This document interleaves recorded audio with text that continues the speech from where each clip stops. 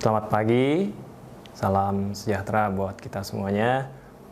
Pada kesempatan kali ini saya akan menyampaikan materi yang pertama dari pelatihan jarak jauh ini, yaitu konsep penelitian tindakan kelas. Saya yakin Bapak Ibu bukan menganggap ini sebagai sebuah hal yang baru, karena saya yakin Bapak Ibu pasti sudah sering melakukan penelitian tindakan kelas.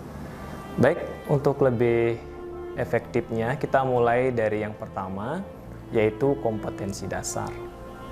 Adapun kompetensi dasar dari mata pelatihan ini, yaitu Bapak Ibu bisa memahami konsep PTK. Kemudian kita lanjut ke indikator keberhasilannya.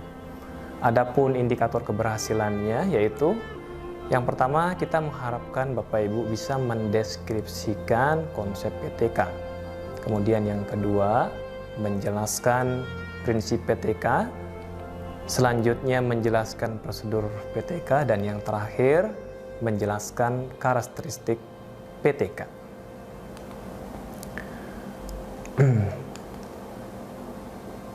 Apa itu PTK?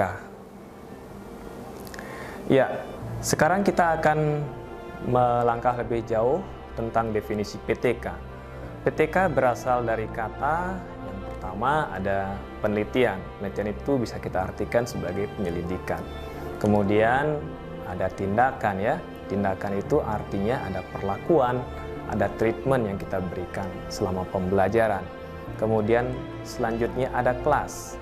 Kelas ini adalah kelompok siswa atau kelompok subjek yang belajar hal yang sama dalam waktu yang bersamaan.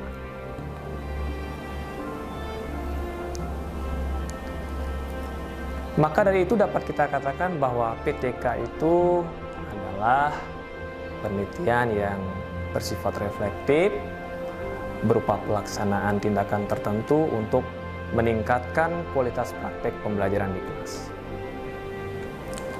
Oke, kita lanjut. Apa pentingnya PTK? Pentingnya PTK bagi seorang guru adalah yang pertama, ya agar Bapak Ibu guru lebih peka dan tanggap terhadap dinamika pembelajaran di kelas. Kemudian yang kedua, memperbaiki proses pembelajaran tentunya. Selanjutnya adalah meningkatkan kreativitas guru dalam memberikan solusi terkait masalah pembelajaran di kelas. Dan yang terakhir, ya boleh dikatakan nanti ini orientasinya adalah ke pengembangan karir guru. Sehingga bisa dikatakan pentingnya PTK bagi seorang guru adalah muaranya itu adalah ke pengembangan karir guru. Nah, pengembangan karir guru ini sesuai dengan Permenpan RB nomor 16 tahun 2009 tentang jabatan fungsional guru dan angka kreditnya. Dalam Permenpan RB ini dijelaskan kebutuhan angka kredit yang diperlukan untuk pengembangan karir guru. Ya, ini adalah angka kredit minimal untuk pengembangan karir guru ya. Bisa dilihat seperti tabel berikut. Jadi kebutuhan angka kredit untuk pengembangan karir guru. Seperti Bapak Ibu lihat ya, dari 3D ke 4A misalkan, di situ untuk pengembangan diri ada 4. Kemudian dari unsur publikasi ilmiah atau karya inovasi itu ada 8. Nah, sekarang kita lihat lebih jauh ya, penjabaran rinci kebutuhan angka kredit untuk pengembangan karir guru ya. Ini bisa kita lihat pada tabel berikut. Nah, seperti yang kita lihat ya. Sebagai contoh ini dari guru muda 3D ke guru madya 4A. Nah, seperti kita tahu bahwa kebutuhan angka kredit dari publikasi ilmiah atau karya inovasi itu kan ada 8. Nah, di situ ada persyaratan lebih mendetailnya ya. Minimal terdapat 1 laporan hasil penelitian. Nah, di sini PTK bisa masuk. Oke, kita lanjut sekarang ke prinsip-prinsip pelaksanaan PTK. Beberapa prinsip pelaksanaan PTK ya. Yang pertama, tidak boleh mengganggu tugas utama guru dalam melaksanakan proses belajar mengajar. Ini pasti. Kemudian permasalahan yang dipilih adalah permasalahan yang benar-benar terjadi. Kemudian yang tidak kalah menarik adalah menarik, mampu ditangani, dan berada dalam jangkauan kewenangan peneliti untuk melakukan perubahan. Ya, kemudian pengumpulan datanya itu tidak ribet ya, tidak memerlukan waktu yang lama sehingga tidak akan mengganggu proses pembelajaran. Kita lanjut ke prosedur PTK. Yang pertama, tahapan dari pelaksanaan PTK itu adalah dimulai dari planning. Planning itu tahapan persiapan yang dilakukan sebelum kita melaksanakan PTK.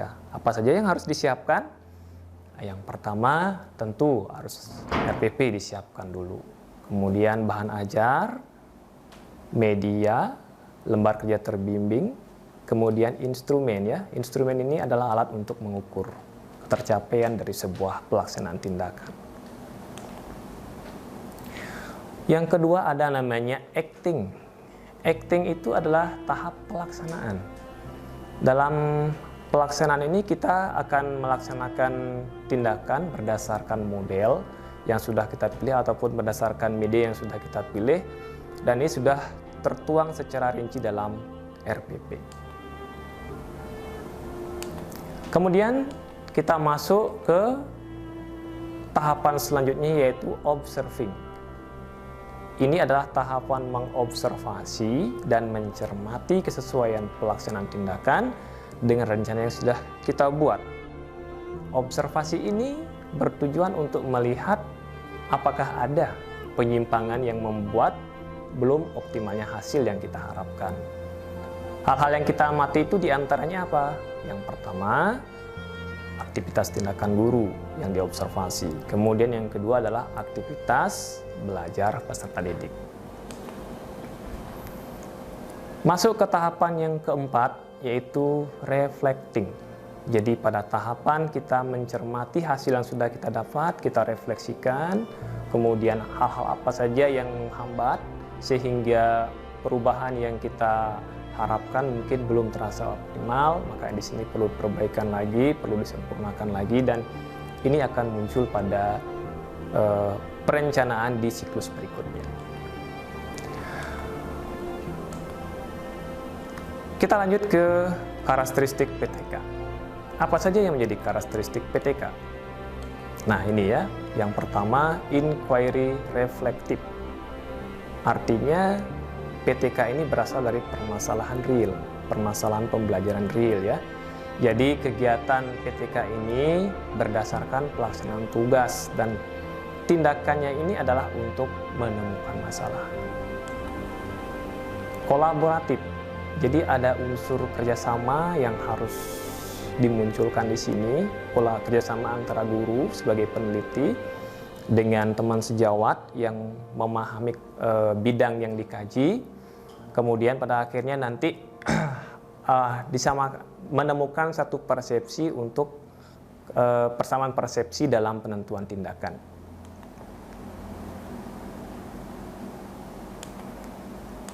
Kemudian karakteristik berikutnya adalah reflektif. Jadi reflektif ini adalah sikap reflektif yang berkelanjutan. Artinya PTK lebih menekankan pada proses refleksi terhadap proses dan hasil. Jadi ada dua yang direfleksi ya, proses dan hasil.